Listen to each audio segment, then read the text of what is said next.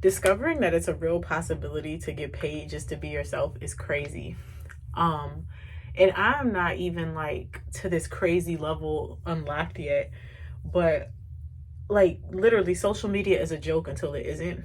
It's still kind of a joke to me because I have so much fun with it. But the fact that there is a possibility to get on here and make a living just for being yourself is absolutely crazy. And I have been for the past 7 months now earning money on social media in a substantial amount, I would add. I mean, I won't say substantial, a good amount of money, like replaceable income type money. And I think that most of us think that it's not possible, but the reason that social media saturation does not matter as much as like in business, and I'm saying this as a business owner and as like a regular person, a person who's been an employee, all the things, and my business is not social media. I have begun to monetize myself on social media and create a separate earning potential for myself, but my business has nothing to do with social media. So I'm speaking from two different perspectives. Whereas you can there is such a thing as saturation in the market, right? If I have a client, for instance, that needs a service, that client's service is very important because I don't want to say it's very important. Duh, it's important, right? But that client can choose to go here for bookkeeping or here for bookkeeping. And wherever they go, the other person potentially loses out on the client. Now, the only thing that's different about that is depending on what the nature of your business is, even if there's a bunch of businesses doing that, like tax preparation, for instance, tax preparation is not as competitive as the world thinks that it is because there's no way you can do taxes for everyone with your company. You know what I mean? Like you might have, I don't know, 500 to 1,000 clients every season, but you can only do so much within your facility before people are like lined up out your door and they're like, hey, there's other tax places I can go to, right? But social media is different because even if there were such a thing as like real competition in these industries in real life, like I mentioned with like bookkeeping or like insurance sales or something like that, you do have the risk of there's one client and they only need one service, so they're going to choose one. With creation in the internet, if you can wrap your head around the fact that people are not just watching one creator, you yourself are not just watching one creator. Even those people who are on social media and follow no one, they're watching other people on like their explore page or on their feed or whatever, right? Like I watch everybody that I follow. I see just about everybody that I follow's content. If I don't see your content on my page, it's probably because you're not posting. And so what I notice, I follow a lot of similar accounts, but some of them are not the same.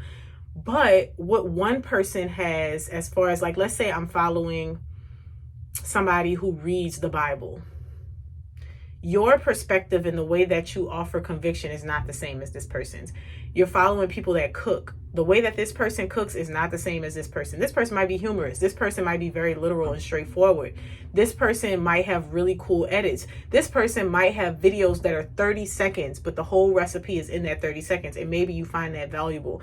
As soon as you realize that as a creator, there is no saturation, like you're in your way by saying that. You think that nobody's going to watch your videos, but they probably are. You're a person and you're relatable, and there's going to be somebody or some pocket of people that actually relate to it. Do I think everybody is meant to be a content creator? No. Do I think everybody can do it? Yes. Do I think everybody should do it? No. Do I think you should try if it's on your heart? Yes. Right? I know I just said a lot just now, but just rewind it and listen to what I said if it didn't make sense.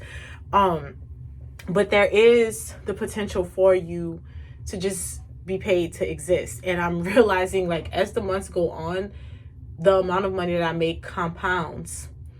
One, because I'm improving as a creator and my communities are growing, but two, because I'm also getting to know the things that my community needs and that they would like from me. So like my first month, the only money that I made was revenue from the Creator Rewards program. And then actually no, before that, my first month I made money from TikTok Shop. Then that helped me to get into the Creator Rewards program because those videos were doing so well along with my other videos. And then the second month I had money from TikTok Shop and Creator Rewards. The third month, I had introduced my first few free products, and I made them donations based. You could pay if you wanted to, you could get it for free, but it was a free product, and there was like this, was like a pay what you want feature.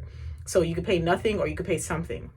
So the third month, I had TikTok Shop, Creator Rewards, and I had those products. By the fourth month, I had developed another paid product off of those products. So now I have TikTok Shop, Creator Rewards, the free products and donations, and people do donate. Not everybody's going to download it for free. Some people really value what you bring to the community, and they feel like that's their opportunity to pay you back. And then what was I saying? Oh, the paid product. Not to mention, you also get paid for going live. Not a whole lot, but it's still another stream, right? So that's 5, not streams of income, but 5 ways to get paid within one app. And so as you grow on and as you learn like all of those things as they came, I just learned to be better at them. And like I said, what made it very easy was my TikTok Shop products were seamlessly with my lifestyle. So it was very easy to create content around them. So for instance, this book is one of the books that I promote on TikTok Shop, right? And I read this book in book club, but I would open it up and I would start reading a section. Your son's body is not your son's choice. Resisting sirens of social bribes. Here's the big question that we need. And I would just go into whatever I'm going to read. I would stop and kind of like clarify, offer my own perspective. And that's the thing that a lot of people are afraid of. You think that you're not going to be relatable. You are, because your thoughts are unique.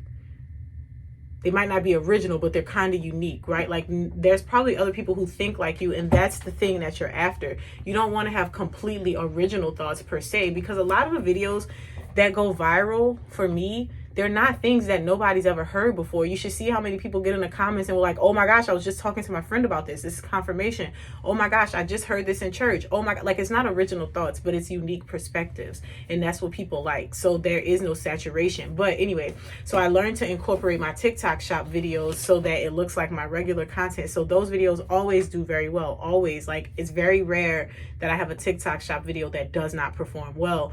It performs as well as the rest of my content. So that was one thing. But then I also learned, and I talked about this yesterday, so if you're watching this video and you have deeper questions about this, go back to yesterday, to the video before this one. I learned how to really work the Creator Search Insights tool. I learned how to maximize use of SEO. I learned how to take my content that was very genuine and on my heart, make that content, and then learned how to make the system and the algorithm work for me in a way that pushes my content to more people. Because I said in another video, don't be bashful. Like, if you spend your time making a video, putting your heart into a topic, try to make it reach people. Don't just be like, oh, I don't have time for that. Like, no, put some energy and effort into it.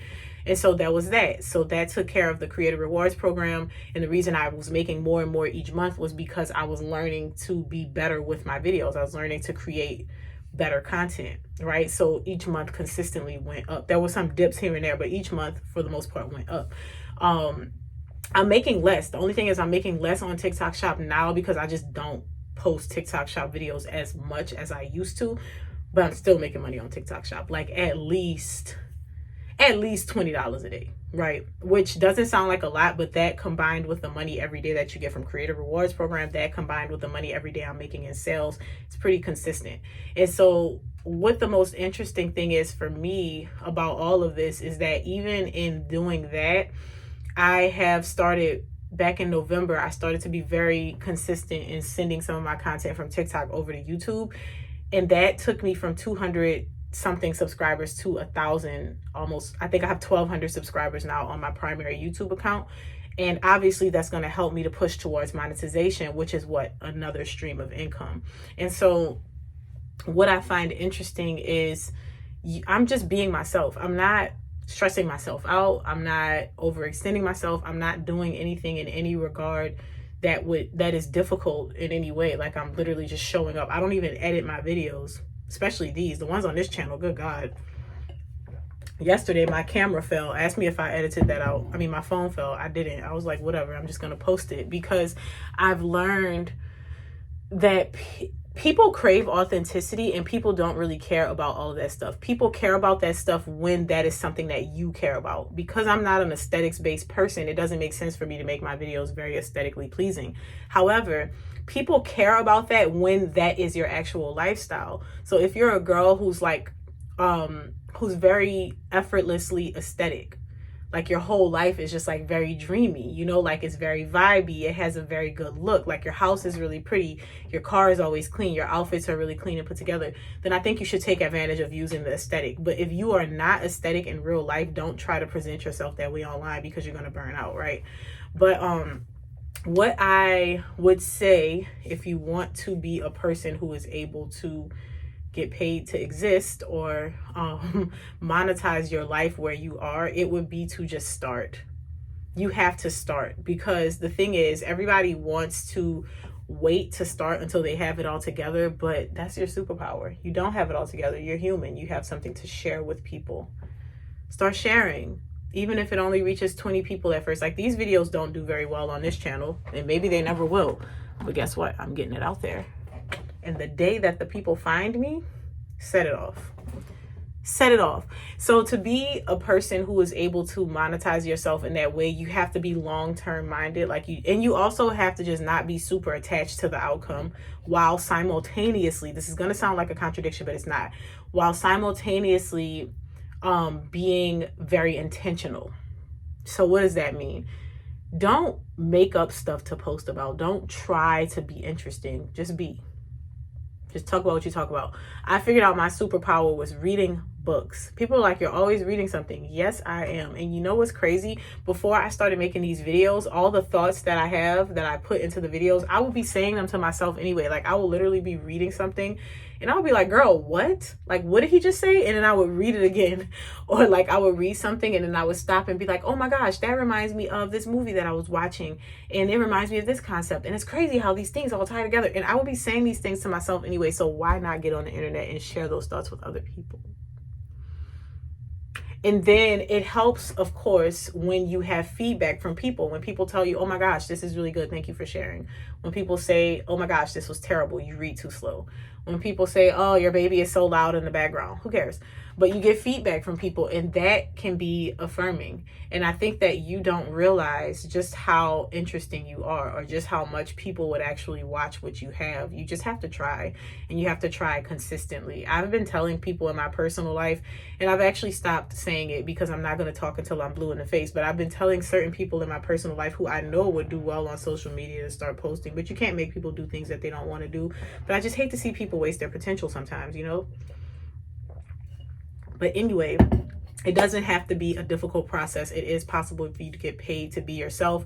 On this channel, I always look like a roasted potato, so you also don't have to put much energy and effort into your appearance. The reason I always look crazy on here is because I come on here at the end of the day, like after I've showered and stuff, I've already like, you know, I don't want to say I look crazy, I'm cute, but but meaning like I don't look like my normal self as far as like having on clothes and being put together for the rest of the day. But that's fine, because even sometimes I get on TikTok looking like that, because the message is more important than the visual.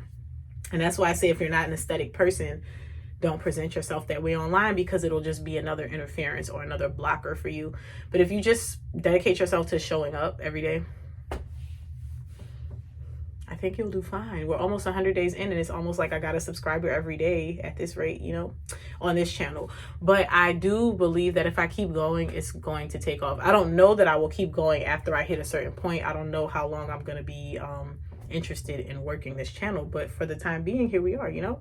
Maybe it'll be forever. Maybe it'll be for a couple months. I don't know. But yeah, you can absolutely get paid to be yourself. And I challenge you to just start trying. Okay, see you tomorrow.